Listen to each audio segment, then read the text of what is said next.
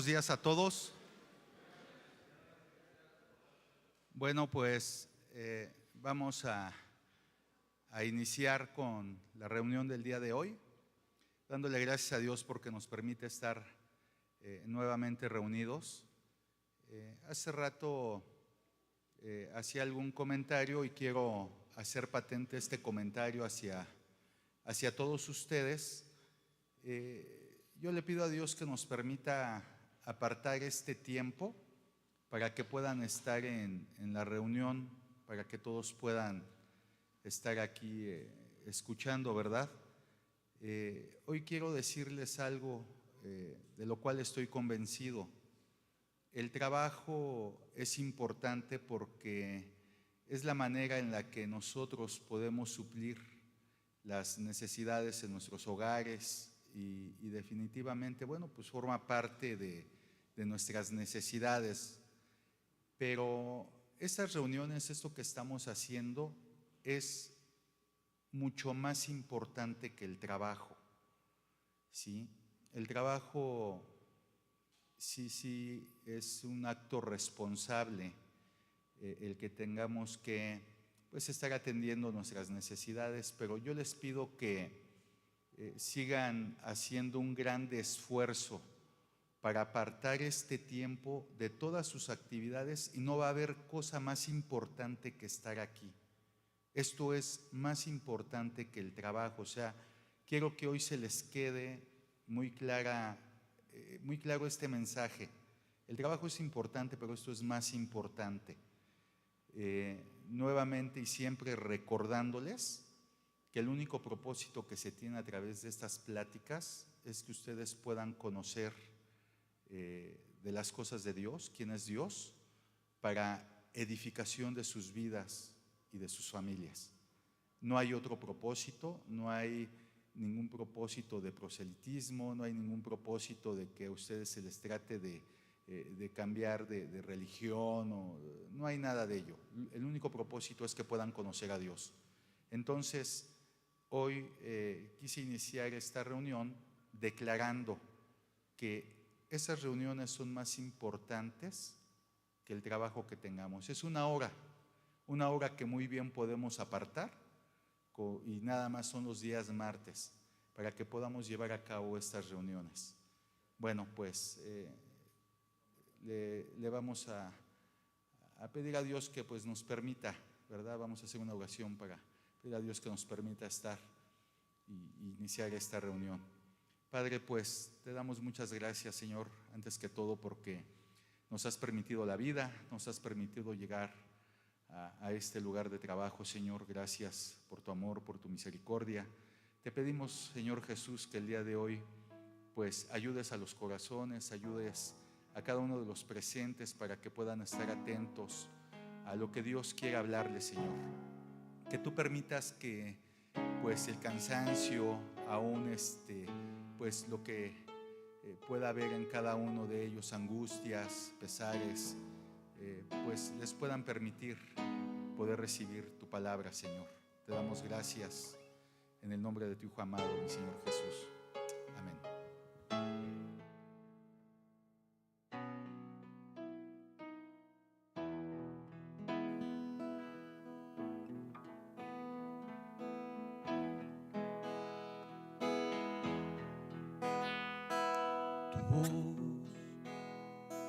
Tu voz, tu voz.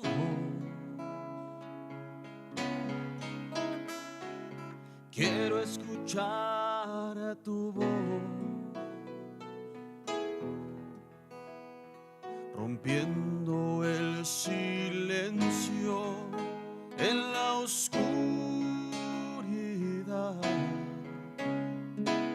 Sea la noche llena de tu voz, voz del Señor sobre las muchas aguas. Hizo tronar el Dios de gloria, voz del Shaddai con gran potencia. Llena de gloria viene a mí tu voz. Voz quebrantadora de los cedros, del Líbano los bosques quebrantó. Llamas de fuego derramadas son en todo mi desierto. Hoy tembló tu voz, tu voz, tu voz. Quiero escuchar tu voz, rompiendo el silencio en la oscuridad. Sea la noche llena de tu voz. Señor, háblame, háblame. Sea la noche llena de tu voz. Señor, háblame, háblame. Sea la noche llena de tu voz.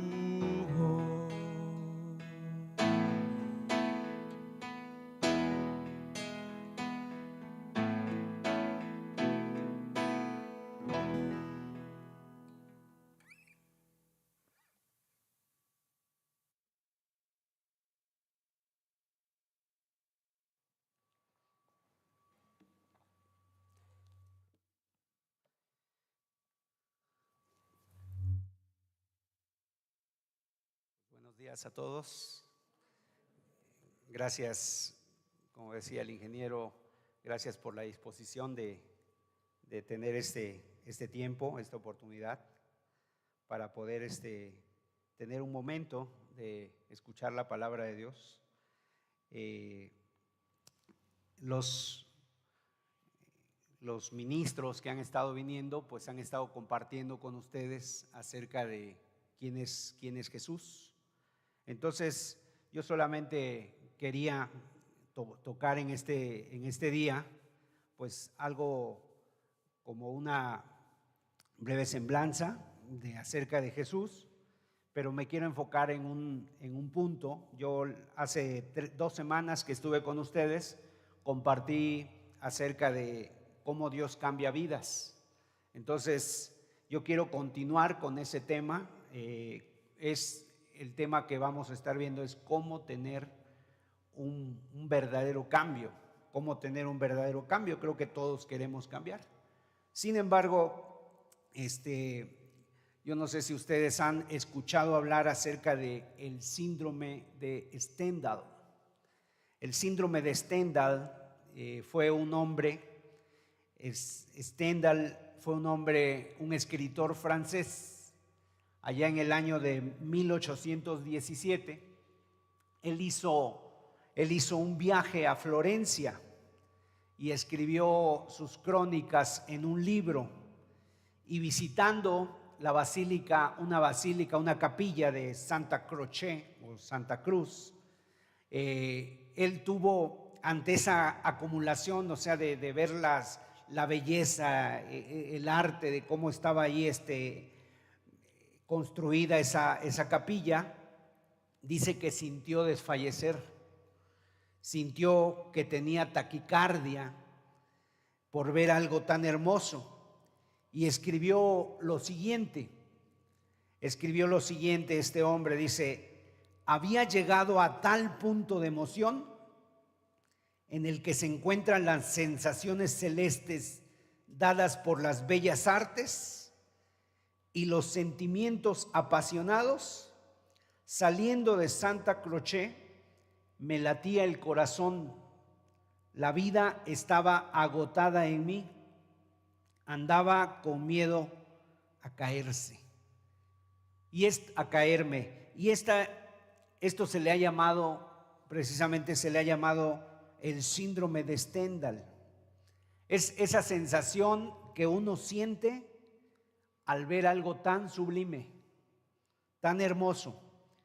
Y esto normalmente pasa cuando uno ve tantas belleza artística, que siente que le falta el aire, que desfallece. Y yo creo que nosotros, tal vez en algún momento tú has tenido esa sensación, cuando al ver una puesta del sol, tal vez un paisaje, que te has quedado sin aliento, sin palabras, cuando ves el cielo estrellado, a lo mejor un atardecer, o tal vez algo así más como cuando de repente te casaste y viste a tu novia vestida de blanco en la iglesia, y eso te trajo una sensación de que te faltaba el aliento, te faltaba el aire y parecía que te querías caer.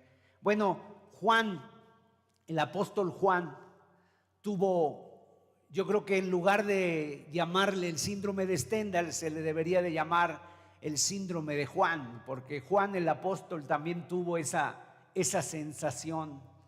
En el libro de Apocalipsis dice que él vio al Señor Jesús,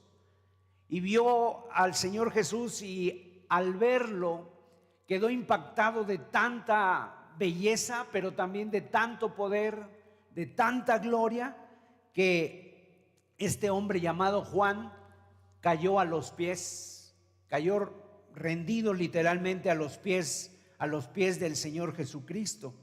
Y llama la atención cómo lo vio, porque dice que lo vio pues lleno de gloria, de tal manera que Jesús dice ahí en Apocalipsis capítulo 1, voy a leer solamente esta porción de la escritura, donde dice cómo vio Juan a Jesús en el libro de Apocalipsis capítulo 1, y cayó rendido ante tanta belleza, ante tanta majestuosidad.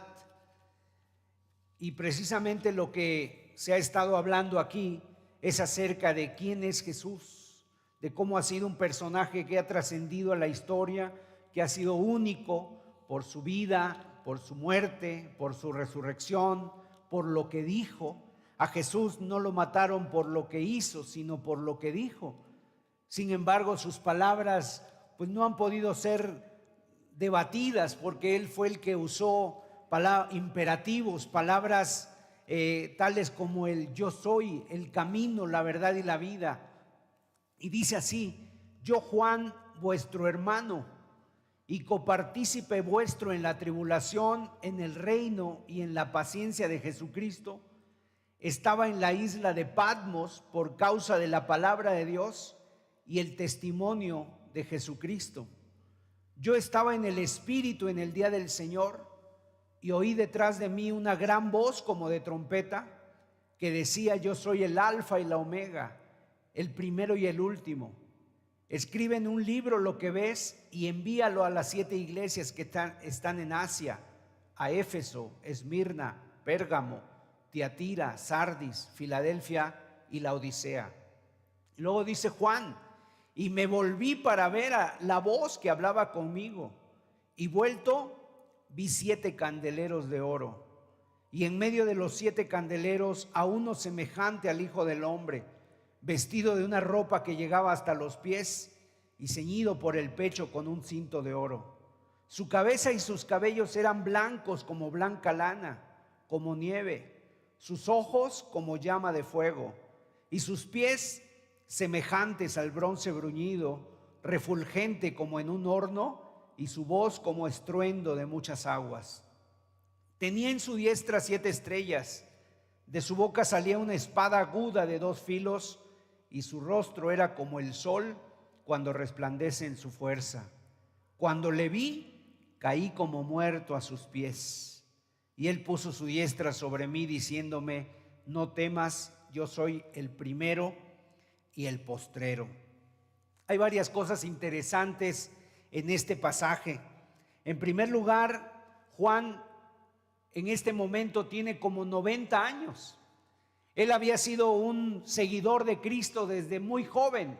De hecho, fue el más joven de todos los seguidores, de todos los apóstoles. Y él fue el último en morir, o más bien fue el único apóstol que murió de muerte natural. Todos los demás seguidores de Cristo fueron muertos por causa de Cristo. Sin embargo, aquí Juan nos dice que él estaba en una isla llamada Patmos, una isla que se encuentra allá cerca de Grecia, y esa era una isla que usaban como prisión. Yo creo que es sabido de todos que muchas islas las han usado como prisión. Está, por ejemplo, por recordar algunas, la isla de Elba, donde mandaron a Napoleón. Está la isla de, aquí en México tenemos las Islas Marías, ¿verdad? Allá en Estados Unidos a un hombre llamado Al Capone lo mandaron a la isla de Alcatraz.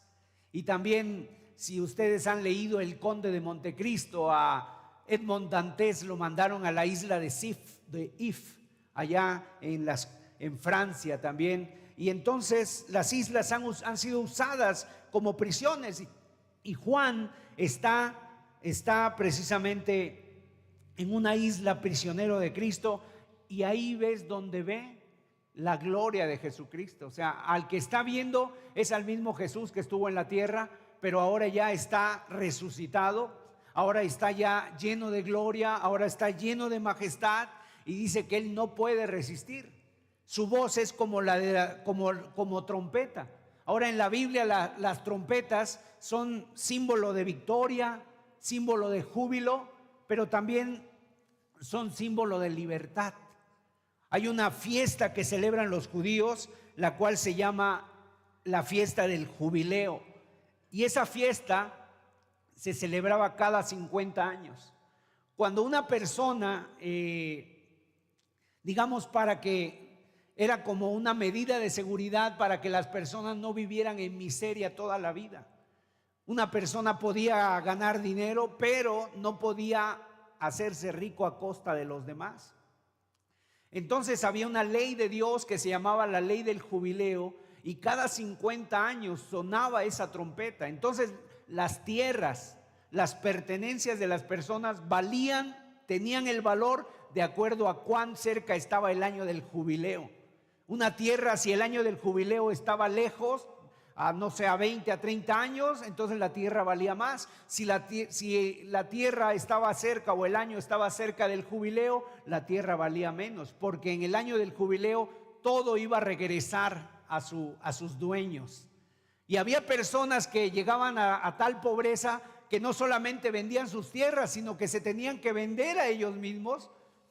Sin embargo, el año del jubileo regresaban. Entonces aquí, cuando Juan oye la voz de Jesús, que se oye como trompeta, le está anunciando una cosa: es la libertad, es el jubileo, es donde nosotros podemos tener nuevamente la libertad.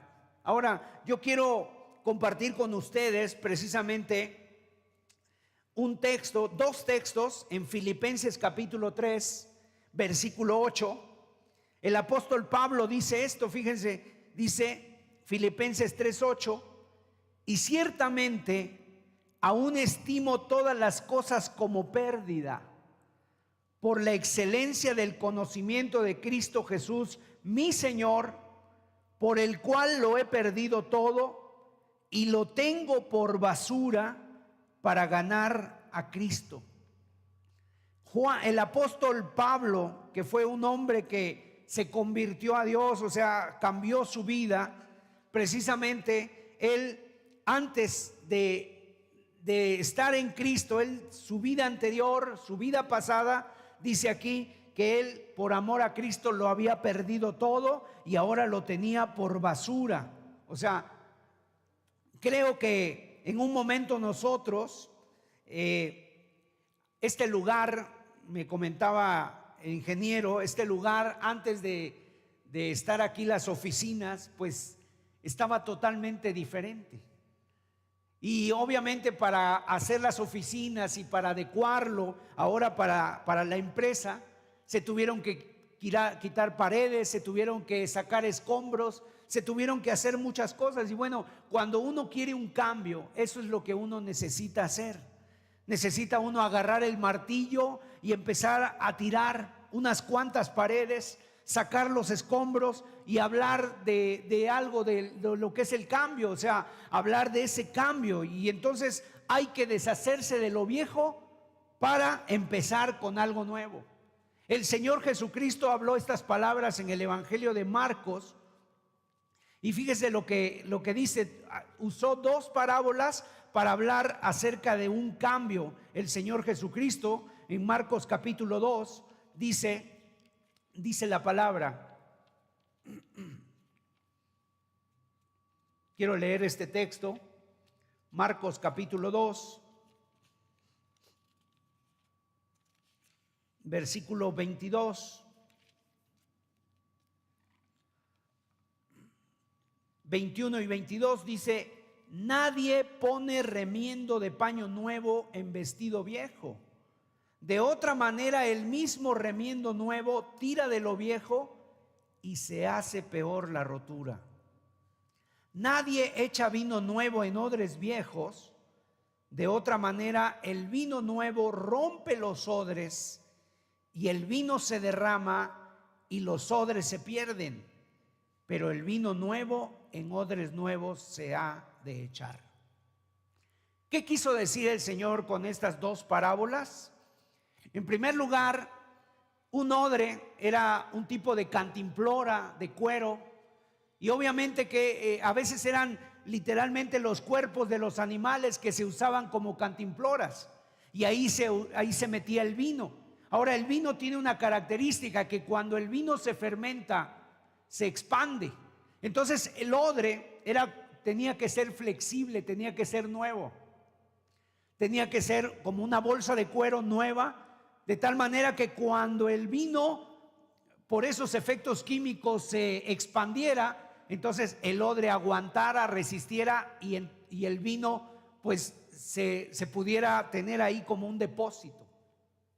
Cuando el odre estaba viejo, se endurecía, se hacía duro. Entonces cuando el vino se ponía en el odre viejo y se fermentaba, se rompía el odre y se derramaba el vino. Entonces se perdían ambas cosas, el odre y el vino. Dios, el Señor, está hablando aquí de algo nuevo. O sea, si nosotros queremos cambiar, tenemos que ser como ese odre nuevo, o sea, flexibles, estar dispuestos al cambio. A veces uno a lo que más se resiste es al cambio. Y a veces, ¿por qué uno se resiste al cambio? Porque estamos tan acostumbrados, a veces ya es parte de nuestra identidad, y uno dice: bueno, es que yo soy así, yo llego tarde a todo, es que yo soy así, me da mucha flojera hacer ciertas cosas. Entonces uno ya se identifica con esa identidad. Otra cosa que a veces uno no quiere cambiar es porque a veces uno recibe un beneficio a cambio. O sea, un beneficio a cambio. Bueno, es que yo soy muy tímido y cuando pues me acerco a alguien, entonces tengo que, no sé, fumar, o tengo que tomar, o tengo que hacer esto, y de esa manera yo recibo un beneficio. ¿Por qué? Porque siento que soy aceptado, siento que yo puedo ser aceptado. Entonces hay tres formas o tres maneras erróneas de buscar un cambio. En lugar de tener un odre nuevo, también dice la otra parábola, es como un vestido viejo. Si yo tengo un vestido viejo, obviamente que está hablando en un contexto pasado. Ahorita es muy fácil tener ropa. Hay telas sintéticas y muy económicas. Entonces la gente tiene mucha ropa el día de hoy, pero anteriormente las ropas eran otra cosa, era diferente, llevaba todo un proceso el tener ropa, eran casi artesanales. Entonces un vestido se cuidaba. Entonces habla aquí de un vestido que era viejo, y de repente alguien iba y le ponía un parche nuevo a su vestido viejo. ¿Qué pasaba? Dice que se rompía el vestido, se rompía el parche y se hacía más grande la rotura. Así también está diciendo el Señor que hay veces que nosotros no queremos un cambio total, queremos solamente poner ciertos parches, resanar ciertas cosas, pero seguir siendo los mismos. Entonces eso es lo que busca, y esas son tres ideas equivocadas acerca del verdadero cambio. Y el primero El primero es cambio si cambian mis circunstancias. O sea, yo podía cambiar, me gustaría mucho cambiar, pero no puedo cambiar a menos que cambiaran mis circunstancias. Y yo creo que mucha gente piensa así. Por ejemplo, cambia cambiando tus circunstancias. ¿Quién no cambiaría, dice la gente, si pudiéramos cambiar lo que nos rodea?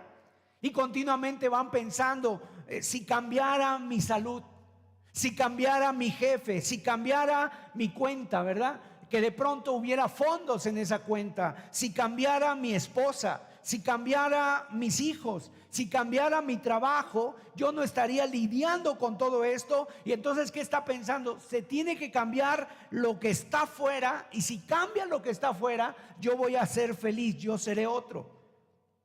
O sea, en otras palabras, yo podría cambiar si cambia lo de afuera.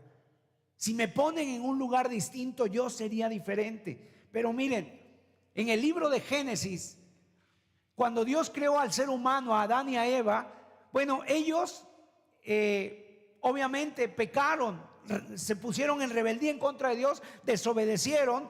Y entonces cuando Dios viene, les sale al encuentro y les pregunta, ¿qué pasó? ¿Por qué están o sea, ¿quién les dijo que estaban desnudos? ¿Por qué comieron de ese árbol que les dije que no comieran? Y cuando le pregunta a Adán, oye Adán, ¿por qué comiste del árbol? Adán le dice, es que la mujer que me diste. O sea, obviamente la culpa está afuera. Y cuando Dios va con Eva y le dice, oye Eva, ¿por qué le diste a tu esposo? Es que la serpiente me engañó. O sea, y luego va con la serpiente y obviamente ya la serpiente no tiene dónde meterse o a quién señalar y agacha la cabeza. Pero desde ahí está el nacimiento de esa forma de pensar. O sea, lo malo está afuera. Es el otro el que tiene que cambiar. Yo no tengo por qué cambiar. El problema está afuera. Sí, me enojo mucho, ¿verdad? Soy muy enojón, pero ¿para qué me hablan así? Sí, en verdad bebo demasiado, pero pues es que tú sabes, he tenido problemas, no tengo trabajo, tengo situaciones. Y a veces esto viene, hasta los niños lo hacen, ¿verdad? Si fuera por mí, todo me iría muy bien. Pero el problema está afuera. Es la manera de pensar de este primer punto. O sea, nos encanta echar la culpa afuera. La culpa es del gobierno, la culpa es de la empresa, la culpa es de la escuela, la culpa es de la economía, la culpa es del jefe, la culpa es del profe, la culpa es de los ovnis y de la pandemia. O sea, le echamos la culpa a cualquiera, nos inventamos lo que sea, obviamente, mientras no caer en la cuenta de decir la culpa, mientras la culpa no sea mía, mientras no esté en mí la responsabilidad del cambio, entonces obviamente uno le echa la culpa a los demás. Ahora, quiero decirte que esta perspectiva es falsa, porque lo que necesita cambiar no es lo de afuera. Porque si fuera cierta, mira, entonces hubiera un perfecto contexto. Si estuviéramos en un contexto perfecto, obviamente habría respuestas perfectas. Y quiero decirte que el mismo Edén, el mismo paraíso, es una respuesta que refuta esto. ¿Por qué? Porque si ha habido un lugar donde el hombre estuvo en las condiciones más adecuadas y estuvo en las condiciones más perfectas, fue el paraíso. El paraíso, ahí tenían todo. Ahí estaba el clima agradable, tenían todo el sustento, tenían toda la frescura, tenían todo lo hermoso a su alrededor, tenían de todas las frutas y de toda la comida y de todos los animales para tener, y aún así el ser humano respondió mal. Ahora, también sucede lo contrario. También sucede lo contrario, donde ha habido personas en las circunstancias más inhóspitas, en las circunstancias más terribles que tú te puedas imaginar, que vivieron diferente. O sea, que sí pudieron cambiar. Por ejemplo, en la Biblia se habla de Job. Yo no sé si ustedes han leído o han sabido acerca de Job. ¿Quién era Job? Dice que Job era un hombre que vivió allá en la época, es el primer libro de la Biblia, el más antiguo, y este hombre en un momento determinado le empezaron a pasar todo tipo de calamidades. Él tenía ovejas, tenía siervos, tenía camellos, tenía ganado, tenía hacienda, tenía su esposa, tenía sus hijos, 10 hijos. Y dice que en un día perdió a sus 10 hijos, perdió sus bienes, perdió su salud, le vino una sarna maligna, dice. Incluso la esposa se voltea y le dice: todavía retienes tu integridad, mejor maldice a Dios y muérete. Sin embargo, Job se mantuvo íntegro delante de Dios, respondiendo en fe, a pesar de las circunstancias que le rodeaban, a pesar de su contexto. Y obviamente el enemigo, Satanás, sabe que es un arma muy poderosa y siempre nos tienta afuera y nos tienta a pensar que afuera está la solución. Al Señor Jesús se le acercó Satanás y le dijo: convierte esta piedra en pan, o sea, cambia tus circunstancias, porque Jesús estaba con hambre, estaba en ayuno, y le dijo: cambia tus circunstancias, convierte esta piedra en pan. O sea, y a veces ese día o esas palabras, convierte tu piedra en pan, tiene muchas formas para nosotros muy sutiles, pero no es culpa del ambiente. Si esta ha sido la respuesta, a veces ha sido el pensamiento que ha dominado al ser humano durante muchos años: necesito cambiar, yo sí quiero cambiar, pero si no fuera es que yo no he podido cambiar. Y si esa ha sido la respuesta, yo creo que es una de las primeras paredes que necesitamos romper y necesitamos sacar los escombros. Es una pared falsa que necesitamos quitarla. O sea, debemos de dejar de echarle la culpa a todo el mundo. Job precisamente se dio cuenta de una cosa, y en un momento él reconoce, dice: y me di cuenta que el problema estaba en mí. O sea, el problema soy yo, el que tengo que cambiar soy yo, el que tienes que cambiar eres tú. Y eso precisamente es algo que cuesta mucho. ¿Por qué? Porque es un reto, es un desafío de hacer lo correcto en el lugar donde estás y en medio de las circunstancias que estás viviendo. Porque si seguimos mirando a nuestro alrededor, obviamente no vamos a poder cambiar por lo que hay afuera. Y entonces, ¿qué va a pasar? Nuestro corazón se llena de resentimiento.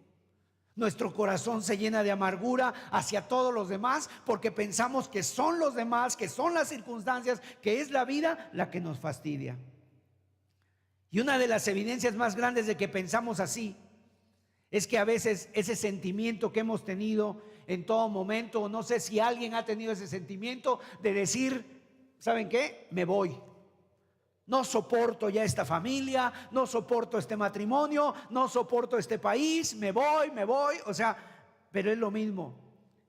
Así pensó un joven en la Biblia, el hombre que se le llama el hijo pródigo. En un día en su casa dice ahí que vivía con su padre, con su hermano, y en un momento determinado le dijo a su padre: ¿sabes qué, padre? Estoy cansado de esta vida, dame la parte de los bienes que me corresponde, yo me voy, no aguanto más ni un día más en esta casa. Y el padre le dio por ahí un dinero y él se fue para construir un mundo a su medida, aparentemente. Pero más pronto que tarde se dio cuenta, o más bien terminó en la posilga, terminó en la miseria, mendigando las algarrobas, y se dio cuenta que el problema no era su padre, no era su casa, no era su ciudad. El problema no era la casa de su padre, el problema no era su hermano, el problema era él. El problema era su falta de contentamiento, su ingratitud, su orgullo, su rebeldía. Y entonces él, hasta que se dio cuenta que él tenía que cambiar, y entonces mirando al cielo dijo: Padre, he pecado contra el cielo y contra ti, y regresó a su casa. O sea, no eran sus circunstancias las que tenían que cambiar, sino era él. Así que a veces dejamos que las cosas o que lo que nos rodea, que pensamos que eso tiene que cambiar, pero ya vimos, es la excusa. No quiere Dios, al contrario, Dios no quiere cambiar tus circunstancias. Cuando nosotros conocemos a Dios, cuando venimos a Dios, nos damos cuenta que Dios no quiere cambiar tus circunstancias. O sea, tú, me convierto en cristiano, busco a Dios, soy un cristiano, soy un seguidor de Cristo, pero me doy cuenta que en mi casa los problemas siguen igual, las circunstancias siguen las mismas, tal vez el dinero es escaso, pero Dios no quiere cambiar tus circunstancias. Dios está más interesado y preocupado en cambiarte a ti en medio de esas circunstancias, sea lo que sea que uno esté viviendo. Entonces, ese es el primer error por el cual muchas personas quieren buscar un cambio. Cambiar si cambian mis circunstancias. Que mi marido cambiara, que mi esposa cambiara, que la empresa cambie, que el gobierno cambie. Dios quiere cambiarnos a nosotros a pesar de nuestras circunstancias. El segundo método erróneo de cambio, una segunda pared falsa, que precisamente está en este mundo de una manera se piensa muy fuerte, es cambio si cambia mi pasado. Si mi pasado hubiera sido diferente, yo hubiera cambiado. O sea, la creencia de que soy lo que soy por mi pasado. Esto es algo muy popular también, pero quiero decirles, es algo falso. ¿Por qué? Porque esto nos mete en un pozo de victimismo y siempre vamos por la vida pensando que somos víctimas. O sea, nosotros no somos lo que somos por nuestro pasado. Tú puedes cambiar a pesar de tu pasado, a pesar de tu historia. El pasado, ¿a qué nos conduce? A un pozo de desesperación. Es que lo que estoy viviendo es por culpa de mi pasado. Pero ¿quién puede cambiar nuestro pasado? Ya pasó. Ya nadie puede cambiar eso. Y entonces, ¿qué pasa? Si nosotros pensamos que si cambiáramos porque podría o tendría que cambiar nuestro pasado, pues nos vamos a quedar detenidos y nos vamos a llenar de resentimiento. Es que mira lo que me hicieron. Lo que yo estoy sufriendo el día de hoy, lo estoy sufriendo porque hace años. Entonces, mira lo que me hicieron. Y eso nos trae en desesperación, en resentimiento, en amargura. Y créeme, a veces esto es un arma muy poderosa. Mirar atrás, mirar el pasado, aferrarte al pasado para echarle la culpa al pasado. Y es una excusa fantástica para no cambiar. Es una excusa fantástica para no querer cambiar. No puedo cambiar porque mira lo que me pasó. Es doloroso, pero ese fatalismo, quiero decirte, es falso. Si hemos pensado a lo largo de nuestra vida en estos términos, es una pared falsa que tenemos que tirar y con el martillo y la palabra de Dios como un martillo, y tenemos que sacar esos escombros de nuestra vida. Mire, puede que haya personas entre nosotros que hayan vivido cosas terribles en tu historia. Malos tratos, abusos, engaños, infidelidades, mentiras, estafa, abandono, violencia. Pero las experiencias del pasado no nos controlan a nosotros. O sea, no somos víctimas del pasado. Mira, de hecho, hay personas en la Biblia que vivieron un pasado terrible. Yo no sé si conoces la historia de José.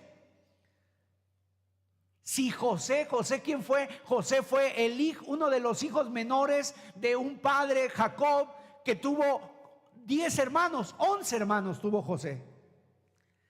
Si José se hubiera aferrado a su pasado, ¿cómo fue la vida de José? José perdió a su madre Raquel cuando era un muchacho, se quedó huérfano. Él era el favorito de su padre, el consentido de su papá. Sus hermanos le tenían envidia.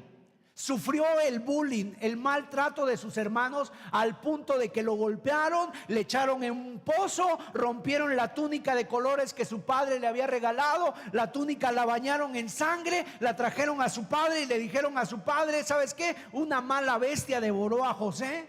Cuando pasaron unos mercaderes lo agarraron, lo sacaron del pozo y lo vendieron por 20 monedas de plata a Egipto y lo llevaron esclavo. Ahí en Egipto, José estuvo viviendo, fue comprado por un hombre llamado Potifar. Delante del Potifar fue fiel José, pero la mujer de Potifar puso sus ojos en él. La mujer de Potifar lo acosaba, lo acosó y lo acusó injustamente. Y sabes, terminó José en prisión. En prisión estuvo 12 años. En prisión llegaron dos personas, un copero y un panadero, y él le interpretó el sueño al copero, y el copero le prometió y le dijo: yo me voy a acordar de ti, pero la verdad es que se olvidó de José. José tuvo excusas suficientes para poder reaccionar como nos hubiéramos podido imaginar. O sea, según el mundo, José hubiera haber podido tener depresión toda su vida. José pudo haber sido esclavo de la ansiedad crónica. José pudo haber tomado pastillas por el resto de su historia. Pudo haber desarrollado fobia social por los tratos recibidos, por los daños causados en su juventud. José podría haberse suicidado en prisión al verse abandonado por todos. Podría haber caído en pecado con la mujer de Potifar, excusándose en su falta de afecto y un complejo de Edipo no resuelto, no sé, por la muerte de su madre en su juventud. José pudo haber sufrido el temor a lo improvisto, que se llama agorafobia. Podría haber sufrido la claustrofobia por haber estado tanto tiempo encerrado en una celda. Pudo haber sido esclavo del rencor y de la amargura, o simplemente dar rienda suelta a su ira, a sus deseos de venganza. Y cuando José de repente sale de la prisión y llegó a ser el gobernador de Egipto, después del faraón, el faraón era el rey, después del faraón estaba José. Y imagínate un hombre así con poder.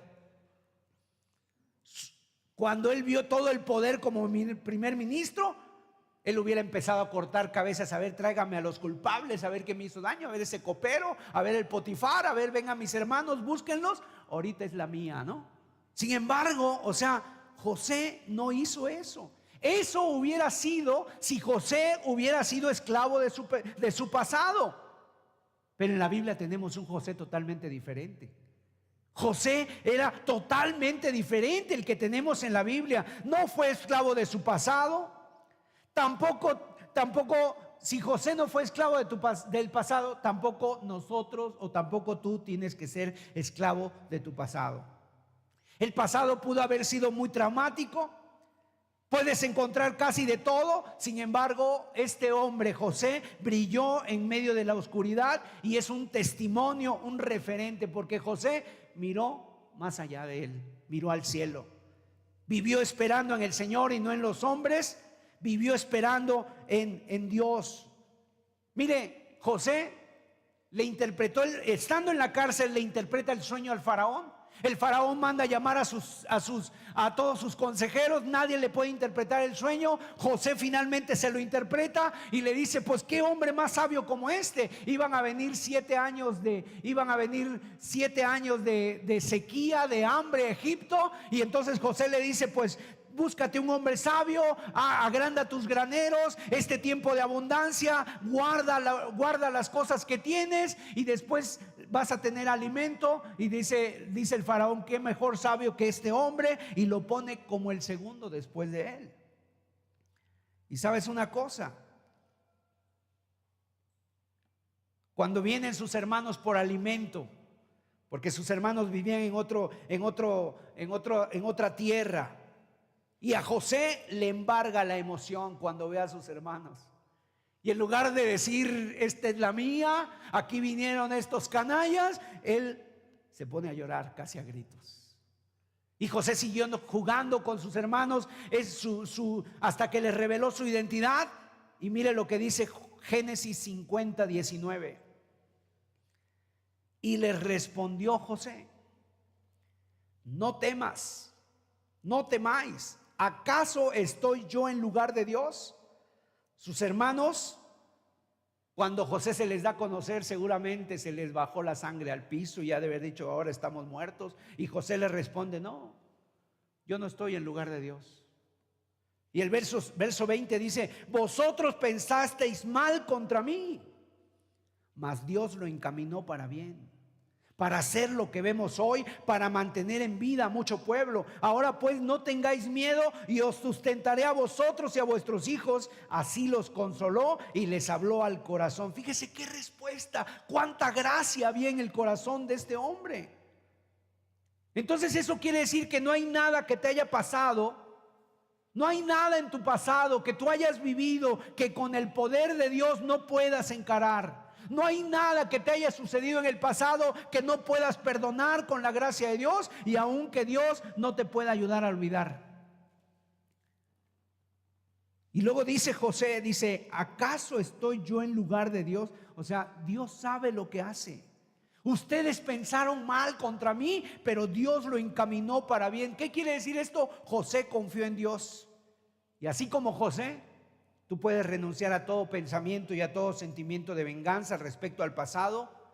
En lugar de decir, mira lo que me han hecho, en lugar de decir eso, es poder decir, gracias a Dios, y cambiar. ¿Por qué? Porque José lo hizo con Dios de tal manera que dice la palabra de Dios que el que está en Cristo nueva criatura es, y las cosas viejas pasaron. Ese es el milagro que puede hacer Dios en nuestras vidas.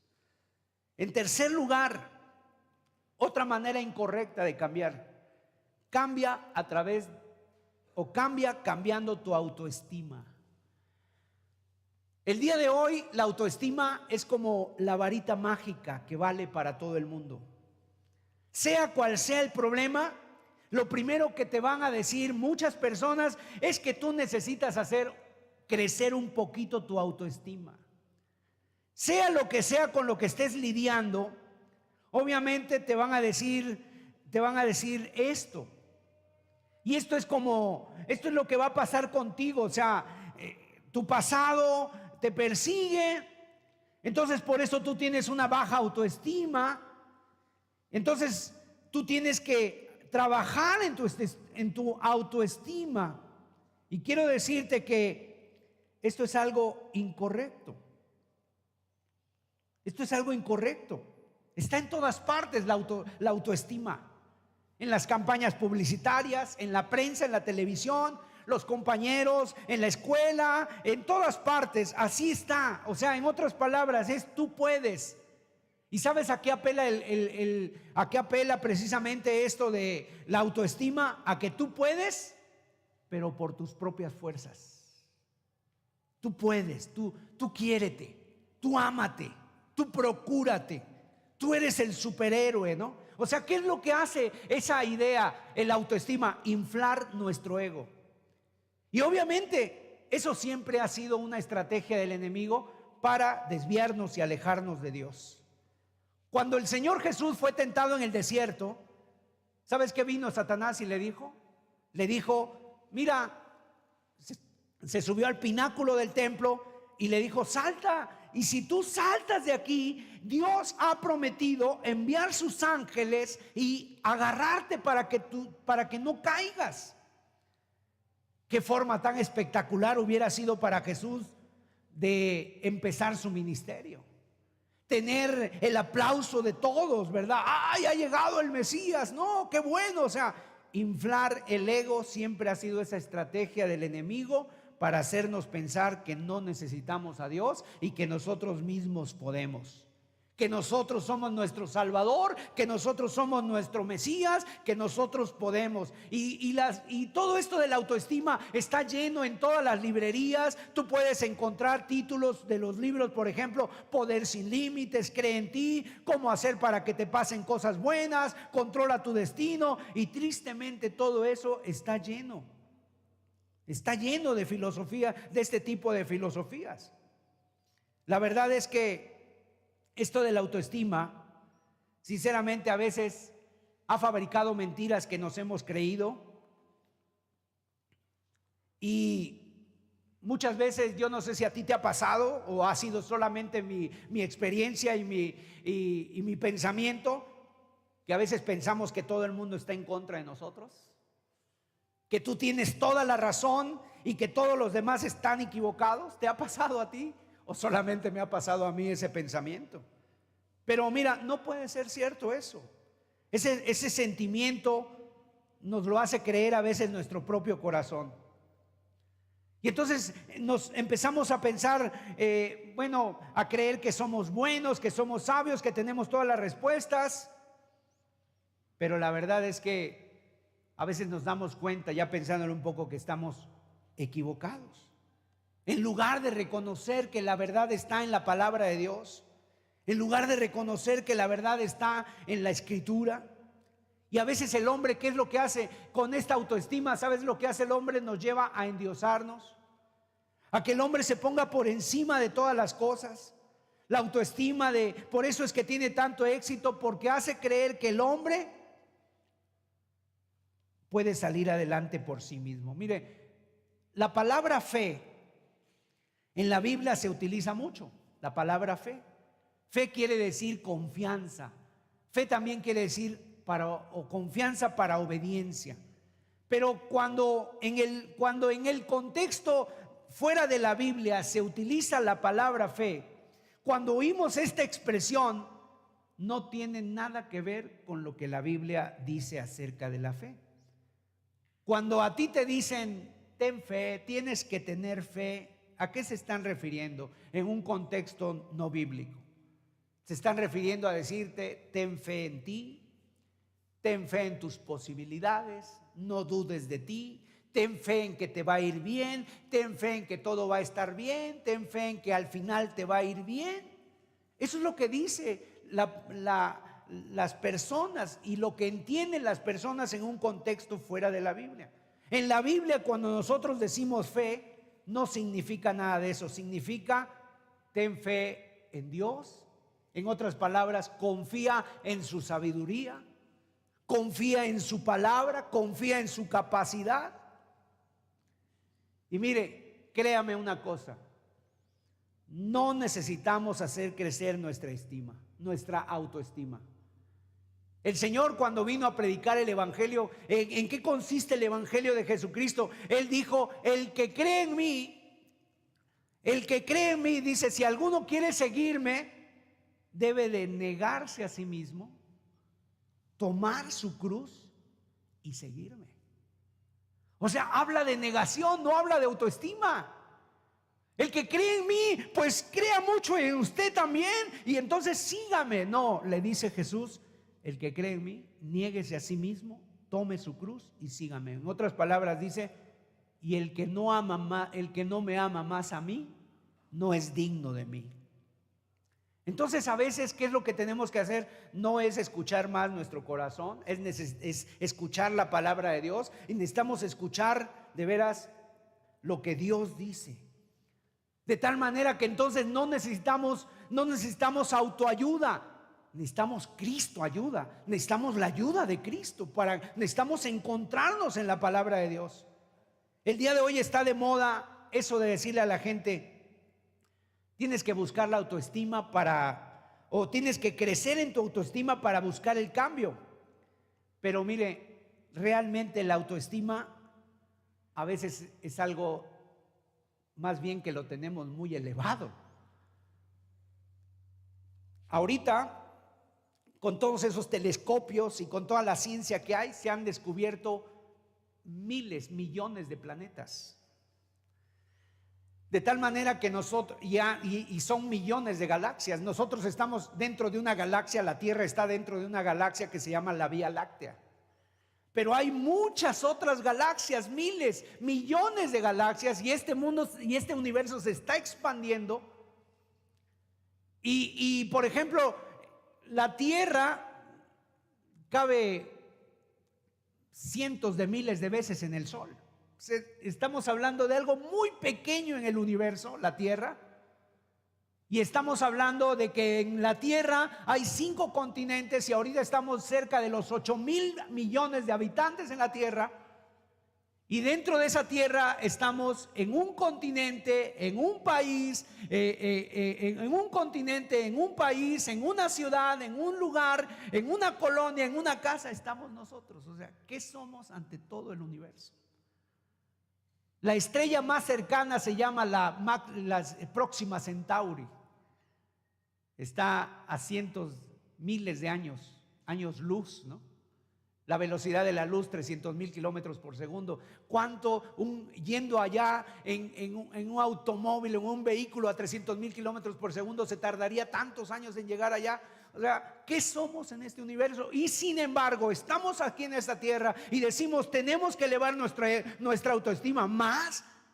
Si pensamos que todo gira alrededor de nosotros, si pensamos que somos los más importantes, si pensamos que todos me han hecho daño, o sea, ¿qué más autoestima? Es más, la Biblia dice, cuando le preguntaron a Cristo, a ver, Señor, resume los mandamientos. ¿Cuáles son los mandamientos? ¿Cómo los resumes? El Señor los resumió en dos. En primer lugar, amarás al Señor tu Dios con todo tu corazón, tu mente, tu alma y tus fuerzas. Y en segundo dice, amarás a tu prójimo. Y luego el Señor dijo, como a ti mismo.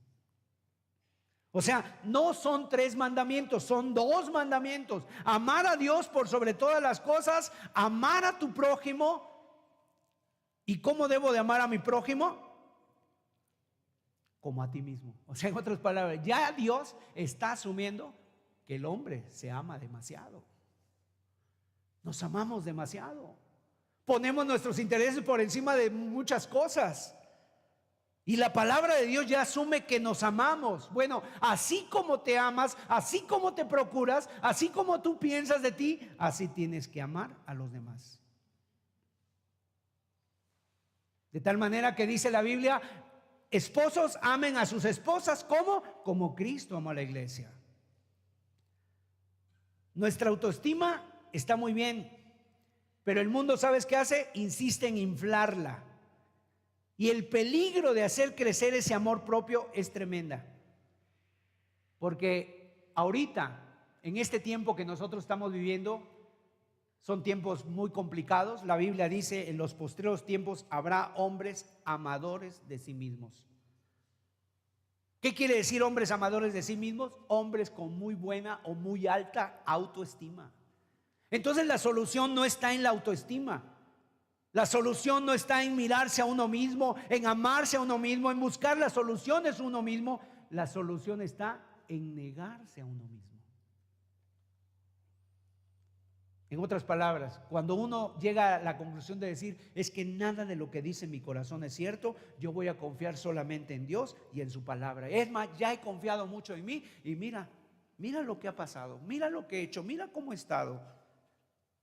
Y amar a Cristo y cambiar la dirección de nuestra vida, que eso se le llama arrepentimiento, porque a veces hemos estado intentando cambiar, pero ahora lo que estamos intentando cambiar, pero yendo en una dirección contraria a Dios. Lo que necesitamos cambiar es ir en una dirección hacia Dios, y ahí es donde va a venir el verdadero cambio. Entonces, resumiendo, reconocer que el problema no está a nuestro alrededor. Reconocer que el problema está en nosotros, que Dios está interesado en cambiar nuestro corazón, que el verdadero cambio no está en cambiar nuestras circunstancias, porque aun si viviéramos en un mundo idílico, en un mundo utópico, aun si viviéramos en un mundo así, sinceramente seguirías luchando contra ti mismo. Un ejemplo de esto es David. El rey David fue un hombre que en un momento llegó a tener la gloria de todo. Tuvo sus ejércitos, tuvo su familia, tenía paz, o sea, había vencido a sus enemigos, tenía todo en su mejor momento. Su reino había crecido, Dios lo había colmado de bendiciones, y ese día, ¿sabes qué hizo David? Se quedó acostado en su casa, no fue a su oficina, no fue a trabajar, se quedó acostado. En la tarde sale por ahí todo encamorrado y de repente ve a lo lejos, ve a una mujer que está bañándose desnuda, la manda a traer, se acuesta con ella y viene un gran problema. La mujer resulta embarazada, después resulta que la mujer es esposa de uno de sus soldados favoritos de él. Él ahora tiene un problema. ¿Cómo hacemos para tapar esto? Traigan al soldado que duerma con su esposa. El soldado era tan fiel que dice, no voy a dormir con mi esposa porque estamos en guerra. Y entonces se queda ahí en la puerta. David dice, ahora que se me están complicando las cosas, lo emborracha para que no sepa ni qué pasó. Y finalmente, ¿sabes qué hace? Lo manda a matar. Dice, ve allá a lo crudo de la batalla allá, déjenlo a Urías, déjenlo solo, y lo entregó a los enemigos en su mejor momento. O sea, si cambiaran nuestras circunstancias y si las circunstancias fueran las más óptimas, seguirías viendo que el problema eres tú. En segundo lugar, tampoco es tu pasado. Dejemos de culpar lo que pasó en el pasado, sino más bien a qué nos manda Dios con respecto al pasado. Dios nos manda con respecto al pasado dos cosas. Número uno, perdonar. Y perdonar es soltar, liberar. Eso es perdonar. Y en segundo lugar, con respecto al pasado, es dejar. Perdonar, dejar. O sea, ir adelante. Te hicieron mal. Mira, a Cristo también le hicieron muy mal. Lo vendieron, lo traicionaron, lo escupieron, lo abofetearon, a pesar de todo el bien que Él hizo. Pero en la cruz Él dijo: Padre, perdónalos porque no saben lo que hacen. Puedes sentir la bendición. Entonces, el bálsamo de perdonar. Yo creo que muchos de nosotros hemos tenido o tenemos que perdonar nuestro pasado. Y los primeros beneficiados en perdonar siempre vamos a ser nosotros. Y es que a veces pensamos que el perdón depende de los demás. Es que si viniera y se me arrodillara, si viniera y reconociera, si viniera y me dijera, entonces yo estoy dispuesto. Pero eso nunca va a pasar. O a lo mejor la persona que te dañó ya ni vive. Y el perdonar, el no perdonar, es darle poder a esa persona para que nos siga dañando a pesar de que ya no exista. Entonces, perdonar tiene que ver con soltar y tiene que ver con una decisión voluntaria. Y cuando tú perdonas, los primeros beneficiados somos nosotros y sientes esa paz. Y una de las cosas que creo que en este tiempo le tenemos que decir a Dios es: Señor, enséñame a perdonar, porque si yo quiero que Dios me perdone, pues ¿quién soy yo para guardarle resentimiento a alguien? Y en tercer lugar, el cambio verdadero no está en hacer crecer tu autoestima. El cambio verdadero está en entregarte en los brazos de Cristo, en Cristo Jesús, porque dice la Biblia que en Cristo somos nuevas criaturas. Él hace nuevas todas las cosas. Él es Dios y Él es Dios verdadero. Yo les invito a que cerremos nuestros ojos. ¿Has necesitado tú un cambio en tu vida? Yo creo que con esto que ha pasado en este mundo, la pandemia, todos nos hemos visto preocupados.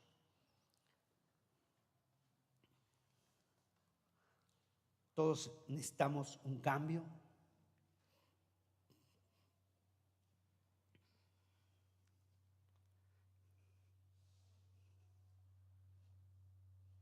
Ese Cristo glorioso que vio Juan, esa majestuosidad de Jesús, es la que necesitamos ver nosotros. A veces nuestros ojos han estado muy abiertos a lo humano, a lo material, y han estado cerrados a lo espiritual. La idea es cambiar, obviamente, pero no para ser más felices o mejores personas. Yo creo que la idea correcta bíblica para cambiar es para parecernos más o para parecernos al Señor Jesús. ¿Cuántos escombros necesitamos sacar de nuestra vida? ¿Cuántas veces eso nos ha detenido? Es que si cambiaran mis circunstancias, si yo tuviera otra vida diferente. Y viene mucha frustración por intentar cambiar por nosotros mismos. ¿Cuántas veces lo has intentado? Mirar a tu alrededor, a todo lo que te rodea. Creo que hoy nos debe de quedar claro que es una cuestión de cada uno de nosotros, en que alguien con todo su corazón, yo no conozco la vida de nadie, pero si tú estás dispuesto, hoy le puedes decir con todo tu corazón: Señor, yo era una de esas personas. Parece que este hermano Sergio sabe mi vida. La verdad no conozco la vida de nadie. Es la palabra de Dios la que nos conoce. Dios tiene 6,000 años tratando con el ser humano. Él es Dios, Él es todopoderoso, Él conoce nuestros pensamientos. ¿Por qué no decirle en este día: Señor, ayúdame a cambiar? Dame las fuerzas, Señor. Si es cierto, hubo muchas cosas en tu pasado. Tal vez algunos fueron consentidos en su vida, otros tal vez llevaron vidas muy difíciles. Pero cuando venimos a Cristo, Él puede hacer la diferencia. Él puede cambiar la manera en que veas tu pasado, como José, de decirle: Dios permitió todo esto. Gracias porque me enseñaste muchas cosas, pero yo perdono y sigo adelante. Sigo adelante. Así que es tiempo de perdonar, es tiempo de soltar. Es tiempo de tirar esas paredes, sacar los escombros. Yo creo que si alguno de los presentes hubiera venido a este predio, a estas oficinas, antes de hacer las reparaciones, hubiera dicho: aquí nos vamos a venir, yo no vengo. Pero cuando ves cómo queda bonito, pintado, todo adecuado, tú dices: está bien. Bueno, así también en nuestra vida. Es Dios el que hace el cambio en nuestras vidas. No es los que te rodea lo que necesita cambiar, somos nosotros. Dios quiere cambiarte a pesar de tus circunstancias. Entonces en esta hora dile: Señor, ayúdame.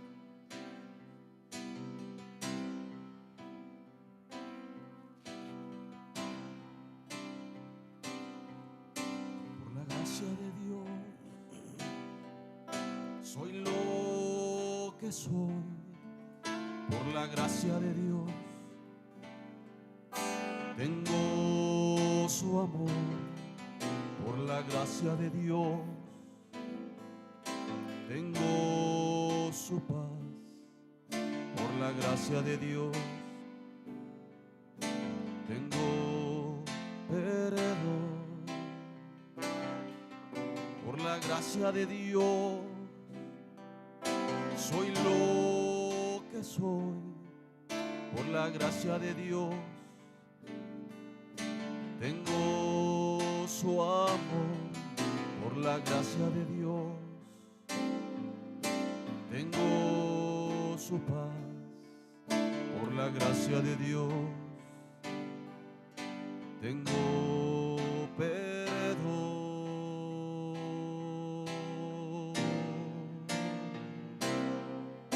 Conocí el amor para dar amor. Conocí la verdad para dar verdad. Conocí el perdón para perdonar.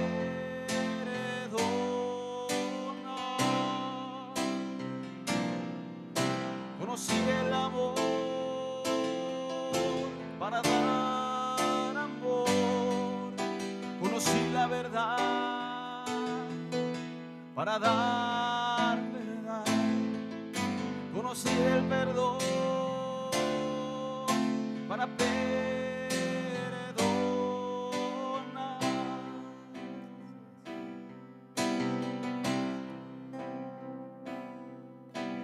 Por la gracia de Dios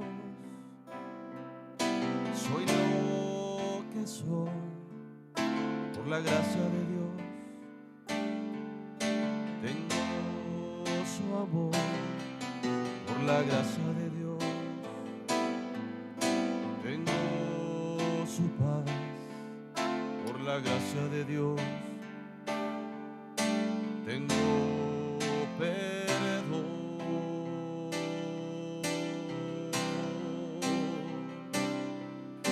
Por la gracia de Dios soy lo que soy. Por la gracia de Dios tengo su amor. la gracia de Dios tengo su paz, por la gracia de Dios tengo perdón.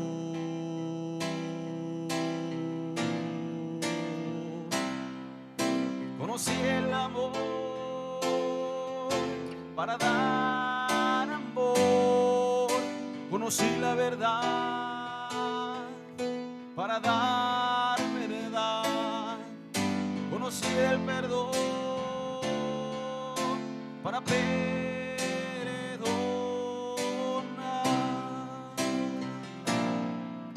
conocí el amor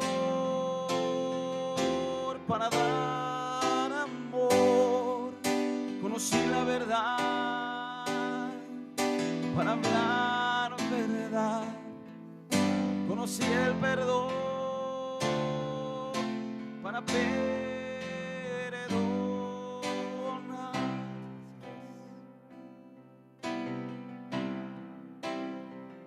Queremos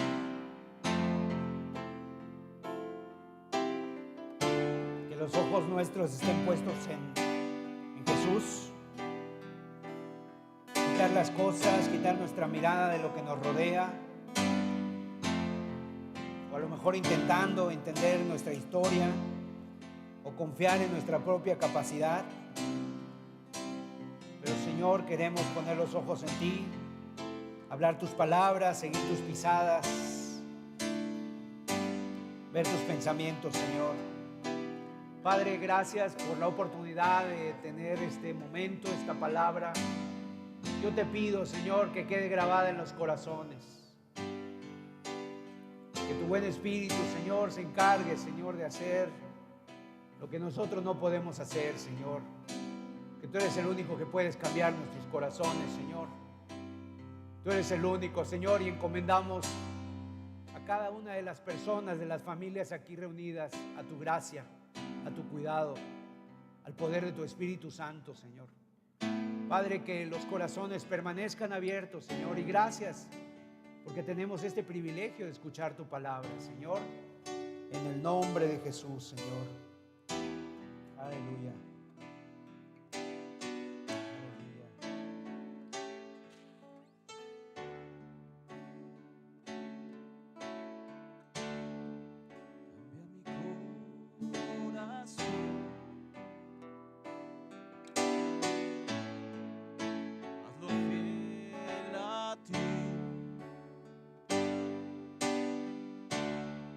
Cambia mi corazón,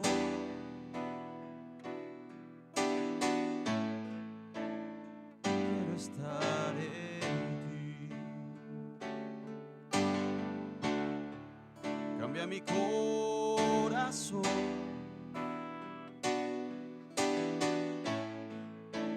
hazlo fiel a ti. Cambia mi corazón,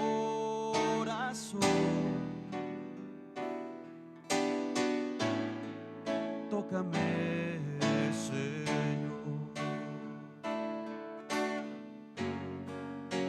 Tú el alfarero, yo el barro soy.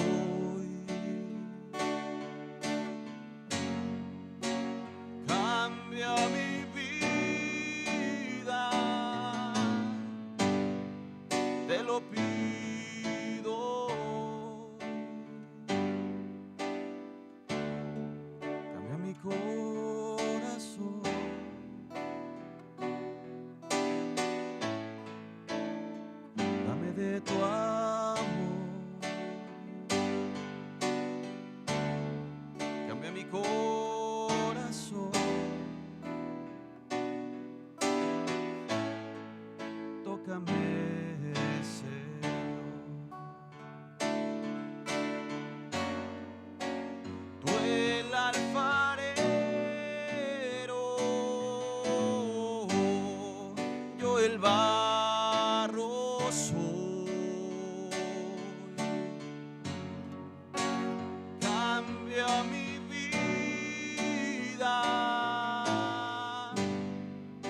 lo pido.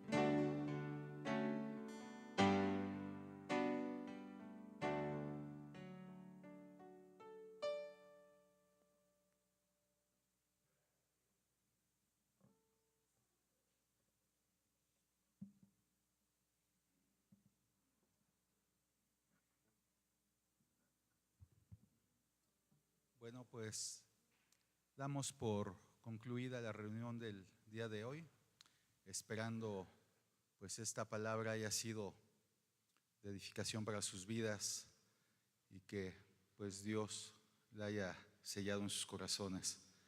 Muchas gracias, estamos despedidos y bueno, pues ahí hay un poco de café, galletas para quien guste. Gracias.